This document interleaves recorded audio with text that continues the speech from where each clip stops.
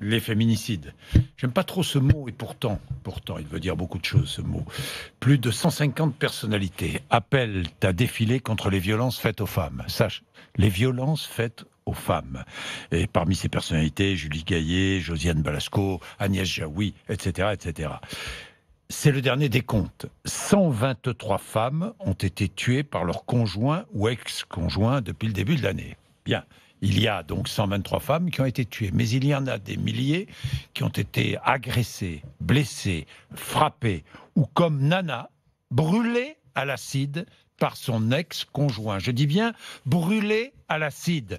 Nana, c'est un prénom d'emprunt, évidemment. Vous êtes avec nous. Bonjour, Nana. Bonjour Jean-Jacques. Merci d'être avec nous. Ne soyez pas stressée, Nana. Tout va bien se passer. Non, mais tout va bien se passer. Nana, aujourd'hui, à Lyon, est jugé votre ex-compagnon qui vous a brûlé avec de l'acide. Oui, c'est ça. Je ne vais pas vous parler du procès parce que vous n'avez pas le droit d'en parler. Simplement, j'imagine l'angoisse de le croiser, de le voir, hein, Nana, de le revoir. Ça va être terrible, oui. Je suis debout depuis 4 heures du matin. J'ai fait passer une nuit blanche. Et rien que de savoir que je vais revoir sa tête, ça va être compliqué et difficile. Et donc, ça sera tout à l'heure à 9h30. Tout à l'heure à 9h30. Nana, oui. C'est donc un prénom d'emprunt, vous avez 48 ans. Oui. Au moment des faits, vous étiez assistante de direction dans le domaine du transport. Oui. Votre ex-conjoint, je le rappelle et je le précise parce que pour éviter toute ambiguïté, est français sans aucune religion. On est bien d'accord, vous avez fréquenté cet homme pendant 2 ans, qui est devenu tout à coup très violent. La première année, après l'avoir rencontré, tout allait bien, Nana. Tout allait bien, c'était un homme très avenant, très gentil, très courtois, cadeau, restaurant, il s'occupait de mon fils comme le sien, voilà. Oui, rencontre en 2013, et vous avez senti un changement en 2014. En fait, après un voyage en amoureux en Grèce, 10 jours, j'ai vu que ce monsieur commençait à boire beaucoup, avait un comportement bizarre, était agressif, changement d'humeur, voilà. Ça commençait comme ça, mais pas violent, hein, juste des sauts d'humeur, des crises, voilà. Oui. Et puis un jour, vous refusez un rapport sexuel. Vous avez le droit. Oui. Là, ça ne lui a pas plu et il vous a giflé. Oui, mais c'était très tôt le matin. Moi, je travaille toute la semaine, hein, donc un travail, voilà. Oui. Et donc, le matin, à 7h, il veut un rapport. Je le refuse pas. Je lui dis non plus tard. Et je reçois une gifle au visage, mais vraiment une gifle très violente, forte. Hein. Voilà, très violente. Donc, je me lève en sursaut, je lui demande de partir. Oui. Et là, ça commence à se dégrader. Ça commence à se dégrader en février 2016. C'est la rupture entre vous deux. C'est en 2016, donc le 20 février 2016, c'est la rupture puisque il me frappe très violemment le 20 février 2016. Il me met un coup de pied dans le ventre tant que j'atterris sur la table basse. Donc je sens une douleur au niveau des fesses. Je roule au sol. Il me met 2 coups de poing, lèvres fendues, dents fissurées. Et les pompiers me transportent et en fait j'ai le coccyx cassé. Donc voilà. Voilà. Bon, donc très violent, très violent. Très violent. Là, mon fils intervient à ce moment-là, hein, le 20 février 2016. Votre fils intervient, heureusement. Le cintre lui demande d'arrêter et son changement de visage, il comprend pas. Mais qu'est-ce que j'ai fait? Puis il s'en va, tout comme si de rien n'était. Et puis voilà. Ouais. Bon, rupture évidemment, hein, oui, mais il n'accepte pas la rupture, il continue de vous harceler, de vous suivre. Le 18 août 2016, vous êtes chez vous, au rez-de-chaussée, vous êtes en train de faire votre ménage. Oui. Vous allez dans la cuisine, et là, qui retrouvez-vous? Votre ex-compagnon. En fait, j'habite au rez-de-chaussée, donc on avait eu une chaleur caniculaire pendant plusieurs jours. Et ce jour-là, il pleuvait des cordes, donc j'étais heureuse. Donc j'avais du repassage à faire, j'ai commencé mon repassage. Et j'entends un bruit et je le vois dans le salon, debout, habillé en noir, avec un regard, mais ce regard qui disait « je vais te massacrer ». Mais comment, je sais pas. Mais j'allais y passer, voilà.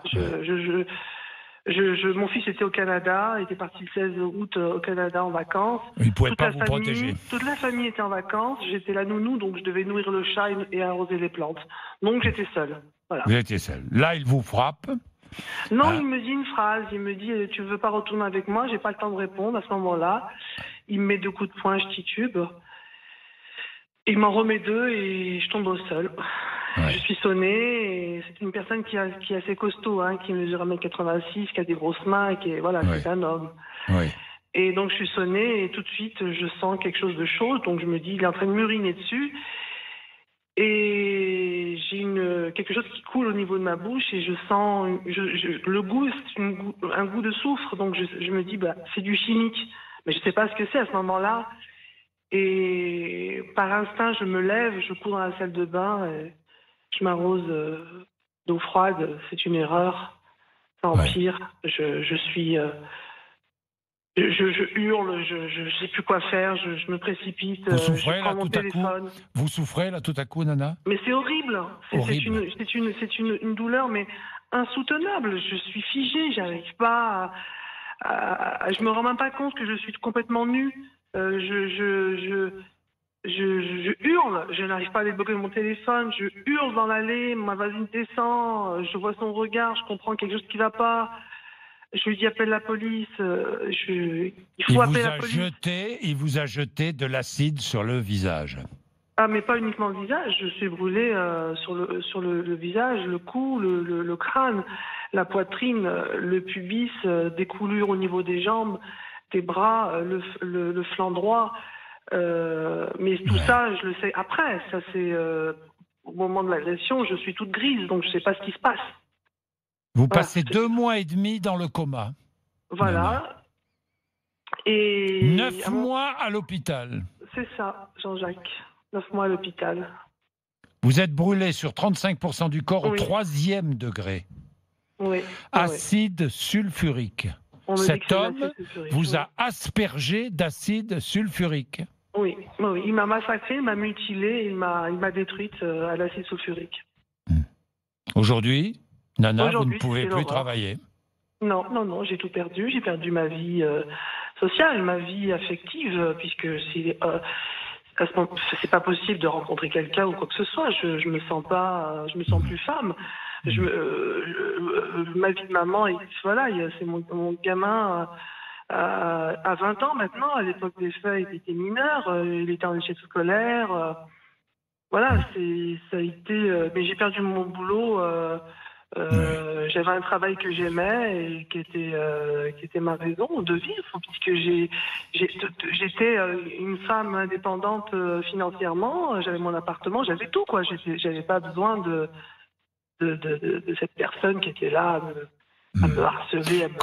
Comment faites-vous aujourd'hui, Nana? Maintenant, je vis avec l'allocation adulte handicapé. Donc, le montant, il s'élève à 900 euros. Même pas.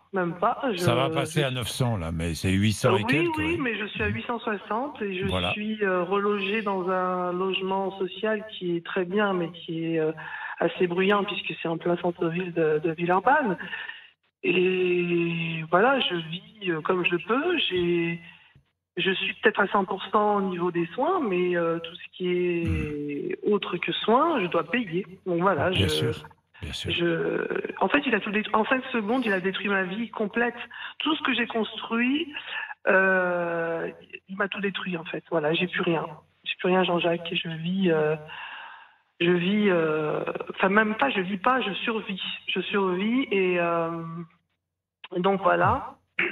Vous allez assister au procès, oui, bien sûr. Oui, je vais assister au procès. Je vais essayer d'être digne et d'être forte. Et je vous sens forte quand même, Nana. Je vous sens forte. Hein. Je suis admiratif. Merci, Jean-Jacques. Je suis admiratif. Je vous le dis, je suis admiratif devant votre force. Je suis obligée, puisque je dois lui montrer que je suis encore vivante. Je suis là. Et puis, je serai accompagnée de mes avocats, Maître Plantevin, Maître Vernier. Je serai accompagnée de 2 associations, l'association Le Mât et l'association Entre elles et eux, avec qui j'ai témoigné au Grenelle de la violence faite aux femmes. J'ai apporté mon témoignage à 2 reprises. Et donc voilà, ça me permet d'extérioriser tout ça Bien sûr. et j'ai envie d'aller plus loin. J'ai envie d'aider les jeunes filles qui sont au collège et qui sont dans les lycées et de leur expliquer, Oui. que l'amour c'est pas des coups, c'est pas des insultes, c'est pas des menaces et c'est pas des violences avec de l'acide.